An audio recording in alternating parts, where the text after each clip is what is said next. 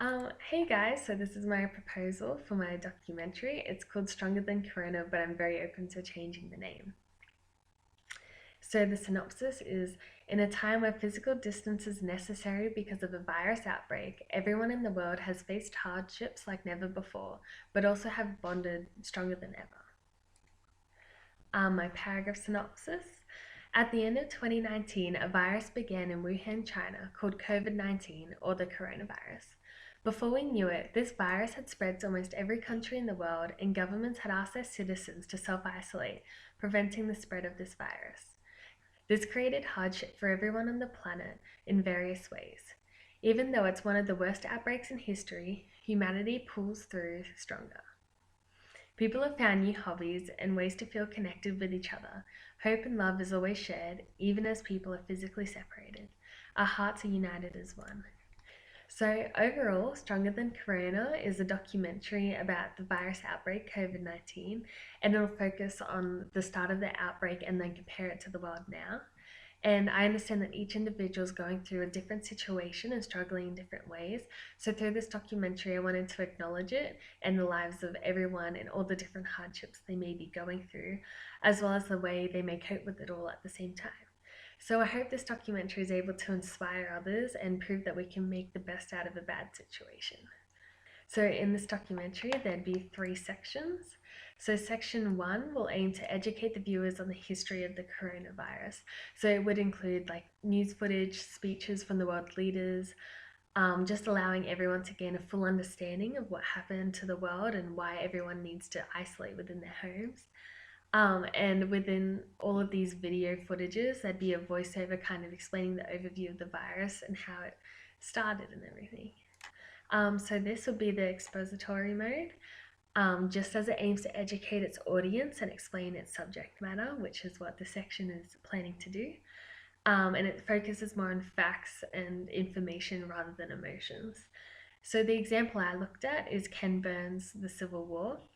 So within this example, lots of images and footage of the Civil War are shown while a voiceover explains facts about it, and I was kind of aiming to do something like that with this first section of the documentary. So in the second section of the documentary, I'll be interviewing a main group of individuals and how their lives have changed because of the coronavirus. And I wanted to represent society in a smaller scale. So I was hoping to interview a teacher, a student, a nurse, a single mum, or single parent, sorry, and someone living overseas. So I kind of weave all the interviews together so it's like all of them are telling one story. And each of the interviews would be accompanied by the footage of the topics they're talking about. So this section would be the participatory mode, as it's mostly based on interviews and how the people in the documentary are reacting to things that I'm saying. So the 2 documentaries I looked at for this mode was the Fire Festival. And so in this documentary, it's basically about a festival that didn't work out at all. And so within the documentary, it's got everyone that's involved in it somewhat explaining their side of the story within an interview, and then it's kind of placed together so we watch it as if we were living the experience.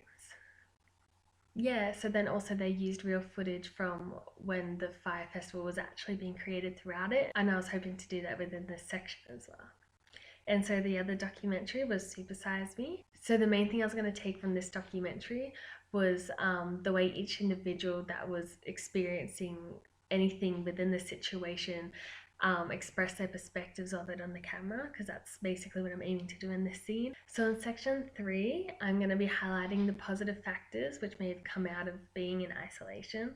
So I know lots of people are struggling, so I wanted to add this in to kind of show that there may be a silver lining and try and make a good situation out of a very bad one. So I'm going to explore many positive things through the interviews, and then they may also start listing hobbies and activities which people might have started in isolation. So I'm going to slowly turn that into a montage of different families and individuals in isolation. And it sounds a bit cliche the way I'm saying it, but I know it would work. Yeah, so this section will be the poetic mode, as it's not based on a linear continuity, but it's random shots kind of placed together and you don't really know the backstory of anyone, it's just all the shots within the documentary. So the two documentaries I looked at for this mode was My Life Without Steve. Um, and so basically a voiceover is used to describe her life in a poetic way with music set to the tone. And I was thinking about doing this with my documentary, again, willing to take advice from anyone for any of these bits, but more within the montage scene for this one. The other one was the Watchtower of Turkey. And so this one has a lot of movement and quick shots, which is used to explore the culture and people within the cities. And yeah, I don't know, I just really liked it the way it was so quick and moved around, but you still got a big understanding of everything that was going on within the area. So for the treatment, Monica Munro seemed content with herself, comfortably sitting within the dining room of her home. After a deep breath, she shared the way she believed the environment had improved since the coronavirus began. Beautiful images of the clear lakes in Venice and blue skies in India arose as she mentioned them. Vaughan Sambala sat in his bedroom and explained that many factories had closed to prevent the spread of coronavirus. A smile spread across his face as he realized the good things that had come out of everyone going into quarantine. Vaughan started to get excited as he mentioned how many families he saw riding their bikes in the streets. Quiet laughter rose in the background as two parents and their daughter rode through the street on a warm, sunny day. So for development, I kind of wrote this out as if I was doing the documentary alone. So I don't have any access to cameras or audio equipment. So I've downloaded Filmic Pro on my phone and I've been using that. And also voice record on my phone and Premiere Pro on my laptop. Although depending if anyone joins my group, that may change because of everyone's accessibility. And so for crew roles, so far it may also change as well. If people are stronger in certain areas, they can do that.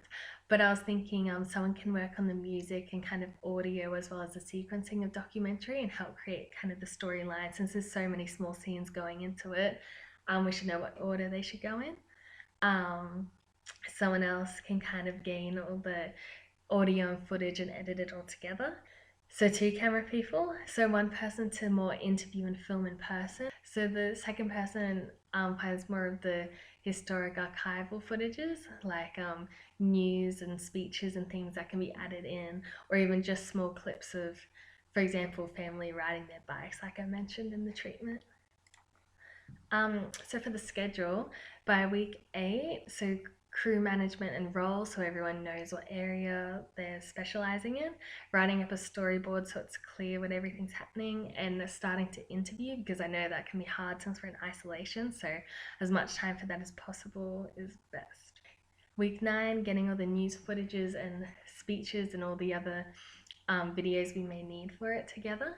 So then week 10 we can start editing and adding in the audio. So by week 11 we should have everything roughly together. Week 12 should be a solid good draft, and by week 13 it should be finished. So for budget, I can't think of any budgets yet. I've already got Filmic Pro downloaded on my phone, so don't need to buy that unless anyone else will be joining and they might have to travel to interview someone, so you might have to pay for petrol. But so far, if it's just me, I don't have a budget. And yeah, thank you for listening to my pitch. So now I'll play my rough cut and I aim for it to be kind of the third section of my documentary. And yeah, I hope you like it. You know, people have taken up more hobbies. People are realising that they need to be out and about more. I mean, I walk my dog every morning. Everybody's got such tidy front yards. It's, you know, they must have been gardening for a while. People have been cooking. There's no more cake mixes or flour ingredients in the supermarkets. People have just been purchasing that and cooking from home, taking up a hobby like painting or even painting their house. We ended up renovating the bathroom. A lot of families are forced to be together. Just spending time with the kids. Now I have more time to work on my videos. Doing puzzles, playing board games.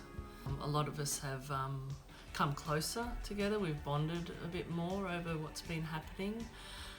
We all understand why we have to do it. It's been quite positive in some respects. Hopefully it'll make us stronger in the future, and I think it will.